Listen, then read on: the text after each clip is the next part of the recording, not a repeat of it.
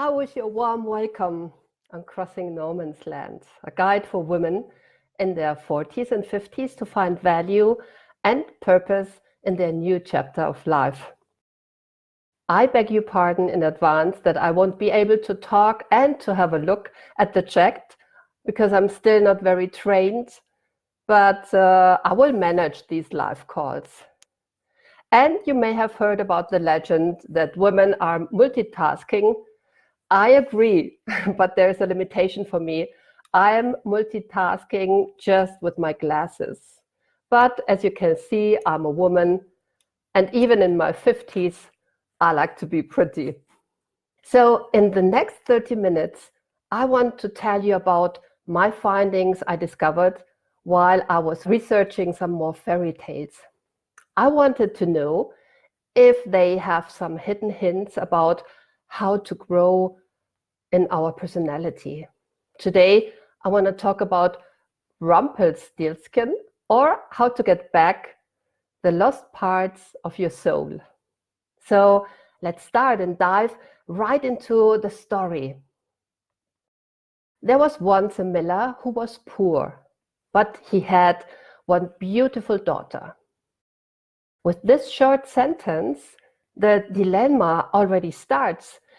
Especially in these times, a miller never was poor because he grounded the corn to flour from each farmer of the surrounding area. So maybe he was poor in a different way, and we will get to know which one very soon. So when the story goes on, it says, it happened one day that he came to speak with the king, and to give him self-consequence, he told him that he had a daughter who could spin gold out of straw. Now, what kind of nonsense is that? How could an average child do such a thing? I doubt whether his father has enough courage and self-esteem. Slowly, we get on the track. And I wonder how many parents you know that try to lift their own value or self-confidence by pushing their children towards maximum performance. Their children have to make their undelivered dreams come true, no matter if they can do so or even want to step into their father's shoes. How many of you got this unsaid message about how to behave, how to perform, how to fulfill your parents' dreams, because they had to sacrifice their dreams to be able to raise you? Now, that's rather heavy stuff, isn't it? And how we react when we feel the pressure of that spell parents put on us, children. As we love our parents deeply in that age, when we were manipulated, we try to fulfill their dreams and demands. We just want to make them happy, please them because they mean the world to us. So let's see what happens if a child does not answer back. The king said to the miller, that's an art that pleases me well. How not, I assume. If thy daughter is as clever as you say, bring her to my castle tomorrow, that I may put her to the proof. Bam! And what did the girl respond? Did she say, Dad, I really love you, but this is too much. You know that I'm not able to do such a thing. So please fix that quandary you put me in. No, she didn't say a single word, because she did not want to humiliate or uncover his weak spots. And as a lamb, she will be led to the slaughter, and she will not open her mouth to the butcher, as the prophet Isaiah said. So when the girl was brought to the king, he led her into a room that was quite full of straw and gave her a wheel and spindle and said, now set to work. And if by the early morning thou hast not spun this straw to gold, thou shalt die. Sorry for this English. And he shut the door himself and left her there alone. And so the poor miller's daughter was left there, sitting and could not think what to do for her life. She had no notion how to set to work to spin gold from straw, and her distress grew so great that she began to weep. Then, all at once, the door opened, and in came a little man who said, "Good evening, miller's daughter. Why are you crying?" Isn't that interesting? Help comes when you are ready to put aside the burden of your woundedness, your armor of self-protection. "Oh," answered the girl, "I have got to spin gold out of straw, and I don't understand the business." How can she understand the business? I mean, do you understand the business? Then the little man said, "What will you give me if I spin it for you?" "My collar," said the girl.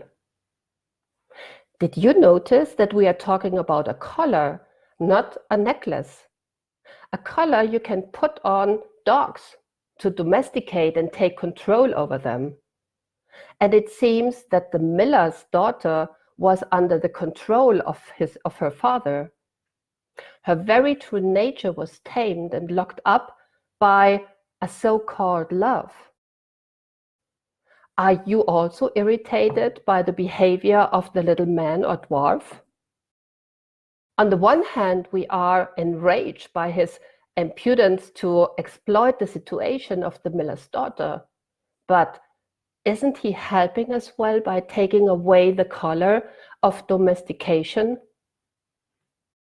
Let's see what happens next. The little man took it, seated himself before the wheel, and whir, whir, whir, 3 times around, and the bobbin was full. And then he took up another, and whir, whir, whir, 3 times around, and that was full. And so he went on till the morning, when all the straw had been spun and all the bobbins were full of gold. I think I have to ask if he could do this for me as well. So at sunrise came the king, and when he saw the gold, he was astonished and very much rejoiced, for he was very avaricious. He had the miller's daughter taken into another room filled with straw, much bigger than the last, and told her that as she valued her life, she must spin it in one night.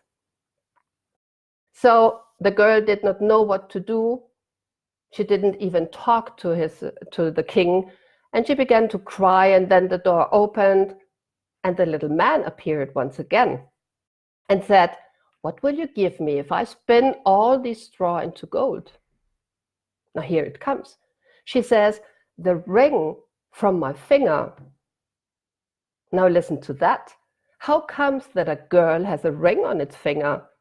In these old times, there were no fashion jewelry shops where you could buy some cheap trinket. So where did this ring come from? Guess what? I think the ring was from her mother. As you could notice in the beginning, there was just the miller and his daughter. No female relative, no mother that could have taught the child feminine intuition or how to grow into a female personality.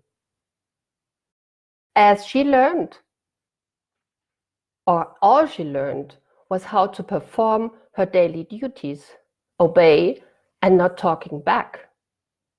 I am convinced that she stepped into her mother's shoes very early. But let's see what happens then.